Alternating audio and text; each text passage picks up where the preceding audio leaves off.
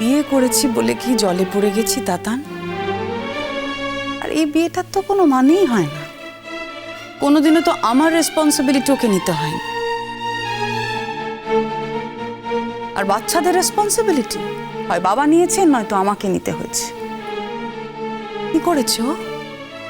তারপরেও আমার চাকরির রোজগারের টাকায় ওর শখ মেটে, বেড়াতে যাওয়া হয়, ওর গাড়ি কেনা হয়, তারপরেও আমার চাকরিটাকে ও আক্রমণ করে, আমাকেই চাকরি ছাড়তে বলে। ছাড়বো না তো, ছাড়বো না, আমি চাকরি ছাড়বো না। মরে গেলেও আমি চাকরি ছাড়বো না। তারপর কি করব? হ্যাঁ, তারপর চারজন মিলে বুড়ো বাবা মায়ের ঘাড়ের ওপর বসে খাবো, বসে বসে খাবো, তাই তো? না, চাকরি আমি ছাড়বো না, কখনো ছাড়বো না। আর আমি তো মনে মনে ঠিক করেই নিয়েছি, ওকে ছাড়বো, কিন্তু চাকরি ছাড়বো না। দিদিভাই, আমি ছোট মুখে একটা বড় কথা বলছি। তোমরা বাড়ির সবাই বড়রা আছো এখানে, আমার হয়তো এখানে কথা বলা উচিত নয়, তবু বলছি, তুমি চাকরি ছেড়ো না, তুমি কখনো চাকরি ছেড়ো না। শোনো না দিদিভাই, আমরা সন্ধ্যাবেলা সবাই দাদা ভাইয়ের সাথে বসি, একটু কথা বলি, একটু আলোচনা করি। অমনি, তুমি যদি থাকতে চাইতে তাহলে হয়তো অনেক পথ বার করা যেত, কিন্তু যখন তুমি থাকতেই চাও না, তখন তো কোনো পথ বার করে তার কোনো সলিউশন হবে না। হবে না পিকলু, হবে না। আমার কাছে আর কোনো সলিউশন নেই। এতগুলো বছর ধরে না পিকলু, আমি অনেক সলিউশন খোঁজার চেষ্টা করেছি, পাইনি। আমি কোনো সলিউশন খুঁজে পাইনি। আর শোন পিকলু, যে যার সাথে বাস করে না, সেই সব থেকে বেশি ভালো জানে যে তাকে ঠিক কি কি প্রবলেম ফেস করতে হচ্ছে। ওরা ঘরের বাইরে থেকে দেখে না, বুঝতে পারবি না। অমনি, এবারে সব থেকে বড় ম্যাজিক কোনটা বলো তো? আমাদের মধ্যেকার বন্ডিং, আমাদের মধ্যেকার সম্পর্ক, তাই না? কিন্তু আমি দেখতে পাচ্ছি আস্তে আস্তে এক এক করে এক একটা সম্পর্ক ভেঙে যাচ্ছে। তাই আমার ভয় করছে, জানো। আর জানি না কতগুলো সম্পর্ক ভাঙবে। ও কাজরি, লক্ষ্মী মা, আমার লক্ষ্মী মা, তুই যাস না, আমার কথা শোন। তুই আমাদের ছেড়ে চলে যাস না। তুই চলে গেলে আমরা কি করে থাকবো বল? আমি কি করে থাকবো? এবারে সবাই তো ব্যস্ত, তুইও ব্যস্ত, কিন্তু তার মধ্যে তো তুই চুরি করে আমার জন্য সময় বার করতিস। আমাকে কত সময় দিতিস বল?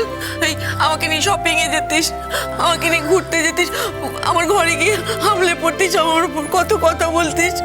আমার তো কখনো মনে হয়নি যে আমি আমার মেয়ের সাথে কথা বলছি। আমার সবসময় মনে হতো আমি আমার বন্ধুর সাথে কথা বলছি। ওমা, আমি কতটা নিঃসঙ্গ তুই তো জানিস, কতটা নিঃসঙ্গ। কেউ না জানি, তুই তো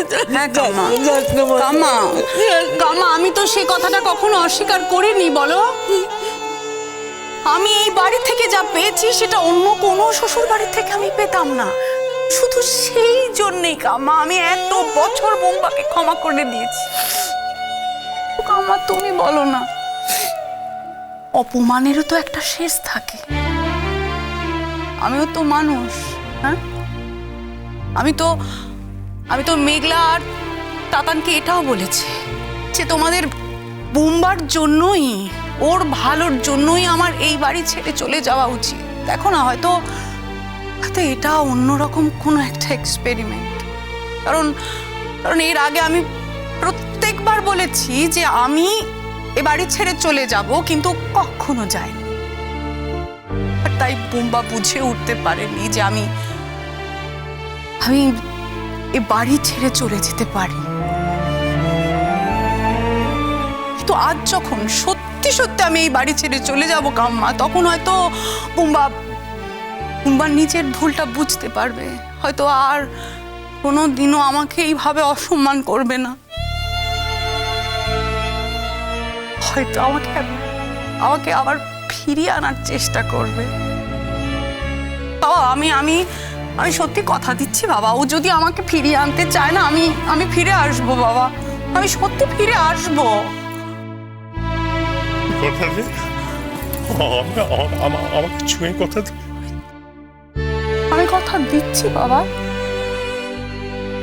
আমার মুখের কথা তোমার বিশ্বাস হয় না? আমি জানি কাজুরি, আমি এই কথাটা খুব ভালো করে জানি যে আমার ছেলে একদিন তোকে ফিরিয়ে আনবেই। আর আমি তার থেকেও ভালো করে জানি যে কথাটা, সেটা হচ্ছে কাজুরি বুম্বাকে ছেড়ে মোটেও থাকতে পারবে না। তুই তো নিজেই বলতিস কাজুরি, বুম্বা যে শুধুমাত্র তোর স্বামী তা তো নয়। তুই তো চিরকাল বলেছিস, আমাদের সকলকে বলেছিস যে আমার 3টে ছেলে মেয়ে, আমার অন্য 2টো ছেলে মেয়ের মতন বুম্বাও আমার একটা সন্তান। সে তো নিজে কিচ্ছু পারে না, তার সবটা করে দিতে হয়, সবটা তার দেখে রাখতে হয়। কোথায় তার টাকা পয়সা, কোথায় তার ব্যাংক অ্যাকাউন্ট, কোথায় তার চেক বই, সে তো কোনো কিছুরই খবর রাখে না কাজুরি। সবটাই তো তুই চিরকাল করেছিস, সবটাই তো তুই জানতিস।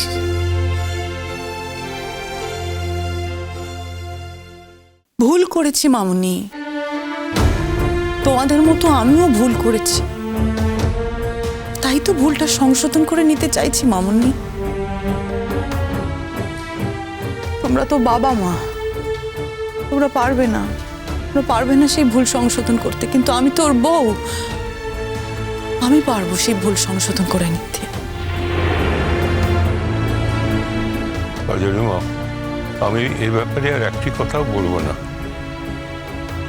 তুমি অ্যাডাল্ট মেয়ে, আমার ছেলে অ্যাডাল্ট, দুজন অ্যাডাল্ট লোকের জীবনে নাক গলানো আমি একদম পছন্দ করি না। তবে একটা কথা তোমায় না বলে পারছি না মা, তুমি যে সিদ্ধান্তটা নিলে এর জন্য তোমার জীবনে অনেক বড় একটা ভুল হয়ে যাচ্ছে না তো?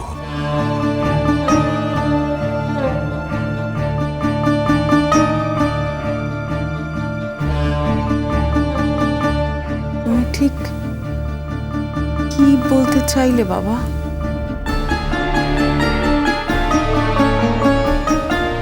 বুম্বা বড় ছেলে মানুষ, ও প্রত্যাখ্যান মেনে নিতে পারে না।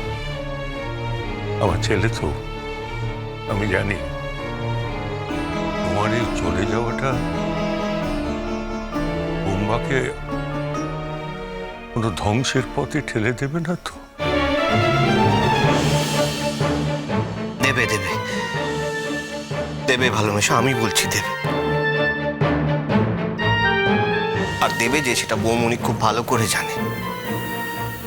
এগুলো তোর দাদা ভাইকে কেন সব সময় শুধু ধ্বংস টানে রে?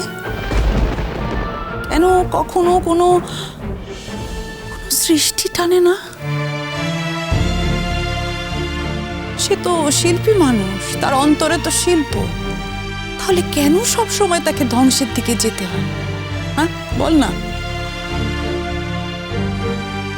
কারণ ধ্বংসই শিল্পকে টেনে আনে। ধ্বংস না থাকলে শিল্প হয় না। পৃথিবীর সমস্ত শিল্পর পেছনে একটা বড় রকম ধ্বংস কাজ করে, আর এই কথা কেউ ডিনাই করতে পারবে না, কেউ কোনোদিন পারেনি।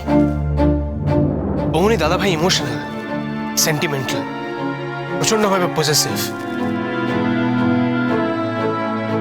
প্রেমিক মানুষ তো সমস্তটা দিয়ে ভালোবাসতে চায়। যাকে ভালোবাসে তাকে দুহাত মিলে আঁকড়ে ধরতে চায়। আর সেই কারণেই বোধহয় ভালোবাসার মানুষগুলোকে কারোর সঙ্গে শেয়ার করতে পারে না বৌমনি। আমি জানি অতিরিক্ত পজিটিভনেস প্রত্যেকটা মানুষ হ্যান্ডেল করতে পারে না, সে সাফোকেটিং লাগতে পারে।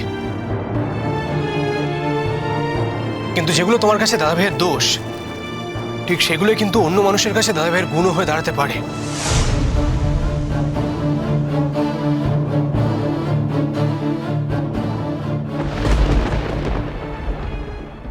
তাহলে এতদিনে তুমি সাকসেসফুল হচ্ছ, তাই তো?